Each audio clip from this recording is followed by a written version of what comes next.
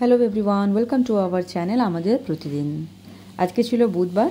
আজকে দুপুরের একটা স্পেশাল খাবার ছিল এরকম ছোট চিংড়ি আলু দিয়ে ভাপানো। চিংড়িকে ভালো করে ধুয়ে পরিষ্কার করে নেওয়া হয়েছে, দুটো আলু কুচি কুচি করে কেটে নেওয়া হয়েছে, একটা পেঁয়াজ মিডিয়াম সাইজের সেটাকেও কেটে দিয়েছি, একটা বড় সাইজের টমেটো, নুন, স্বাদমতো হলুদ, আর একটা মশলা আগে থেকেই বানানো ছিল জিরে, ধনে, পেঁয়াজ, আদা, রসুন আর লঙ্কার, সেটা দিয়ে দেওয়া হয়েছে।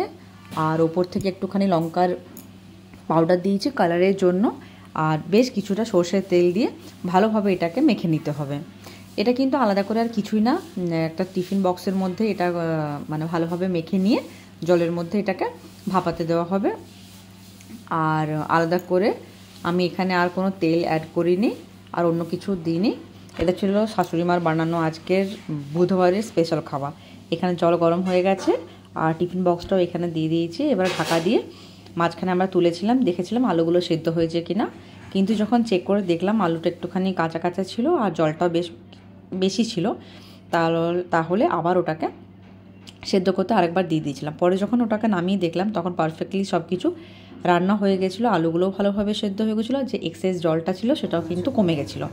ওর সাথে আরও দুপুরে বানানো হয়েছিল গরম ভাত বানানো হয়েছিল, চিকেনটা আমি বানিয়েছিলাম, এখানে ডাল বানিয়েছিলাম টমেটো দিয়ে, একটুখানি ডিম আর আলু চটকেছিলাম, শুকনো লঙ্কা আর কাঁচা পেঁয়াজ দিয়ে, একটুখানি বেগুন পোড়া ছিল, আর সজনে শাক আর ডাল। এই ছিল বুধবারের দুপুরের খাওয়া দাওয়া। খুব ভালো হয়েছিল চিংড়ি মাছটা। আপনারা বাড়িতে বানাবেন আর কমেন্টে জানাবেন কীরকম হয়েছে খেতে। একদম ইজি আর খুব অল্প সময় কিন্তু হয়ে যায়, বানানো কিন্তু সহজ। বাস আলাদা করে কিছুই না, একটা বক্সের মধ্যে দিয়ে, টিফিন বক্সের মধ্যে দিয়ে ঢাকা দিয়ে দিলেই রেডি। এটা লাস্টের ভিডিওটা যখন আবার করে দিয়েছিলাম, বেরিয়ে গেছে। দেখুন আলুগুলো ভালোভাবে সিদ্ধ হয়ে গেছে, যে এক্সেস জলটা ছিল সেটা কিন্তু শেষ। ভালো লাগলে একটা লাইক করবেন। ধন্যবাদ সবাইকে।